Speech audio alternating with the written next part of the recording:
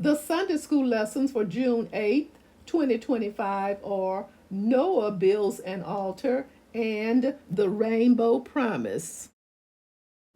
Welcome, viewers and subscribers to the channel. Read with me. I am Audrey. If you are new here, please know that this is an audio reading of the lesson and the lesson summary. Please subscribe to the channel. Verses 13 through 14. By the first day of the first month of Noah's 601st year, the water had dried up from the earth. Noah then removed the covering from the ark and saw that the surface of the ground was dry. By the 27th day of the second month, the earth was completely dry. Verses 15 through 17. Then God said to Noah, "Come out of the ark, you and your wife and your sons and their wives. Bring out every kind of living creature that is with you, the birds, the animals, and all the creatures that move along the ground, so they can multiply on the earth and be fruitful and increase in number on it." Verses 18 through 20. So Noah came out together with his sons and his wife and his sons' wives, all the animals and all the creatures that move along the ground, and all the birds, everything that moves on land, came out of the ark, one kind after another.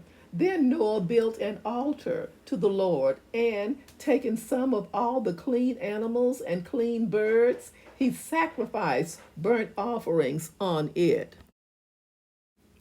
Verse 21. The Lord smelled the pleasing aroma and said in his heart, "Never again will I curse the ground because of humans, even though every inclination of the human heart is evil from childhood. And never again will I destroy all living creatures as I have done." Verse 22. As long as the earth endures, seed time and harvest, cold and heat, summer and winter, day and night will never cease. Genesis chapter 9, verses 11 through 13. I establish my covenant with you. Never again will all life be destroyed by the waters of a flood. Never again will there be a flood to destroy the earth. And God said, "This is the sign of the covenant I am making between me and you and every living creature with you, a covenant for all generations to come. I have set my rainbow in the clouds, and it will be the sign of the covenant between me and the earth." A brief summary. God remembered Noah and all the wild animals and the livestock that were with him in the ark. When God remembers someone or remembers his covenant with someone, the person's well being is in view. As in the creation narrative, God sent a wind, a spirit, over the earth to dispel the chaotic waters. He caused the springs of the deep and the floodgates of the heavens to be closed. The rain had stopped falling, and the water receded steadily. God thus restored order, and the result was a new world, our self-same world today. The ark came to rest on solid earth on the mountain of Ararat in modern Turkey. Then Noah first released a raven, only to have it return, followed by a dove, which also returned.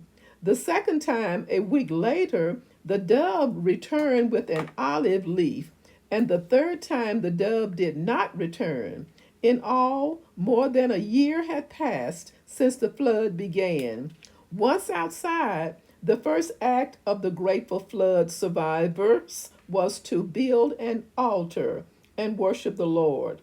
The flood could not wash evil from the human heart, but Jehovah changed his heart toward the man and all living creatures. He also said the earth with its seasons and day and night will never cease. God established a covenant with Noah and his descendants after him. The first mention of the term covenant in the Bible initiates a new beginning in salvation history that includes a divine promise. Never again will God destroy all the life on the earth by the waters of a flood. Yet, this covenant is also with every living creature that was with Noah in the ark. The perpetual sign of the covenant is God's rainbow in the clouds, mentioned in verses 12 through 17. The beauty of the brilliant spectrum of light in the sky after a rainstorm reminds us that whenever God sees the rainbow, he will remember his everlasting covenant between God and all living creatures on earth. Thank you so very much for listening. Stay safe and may God bless.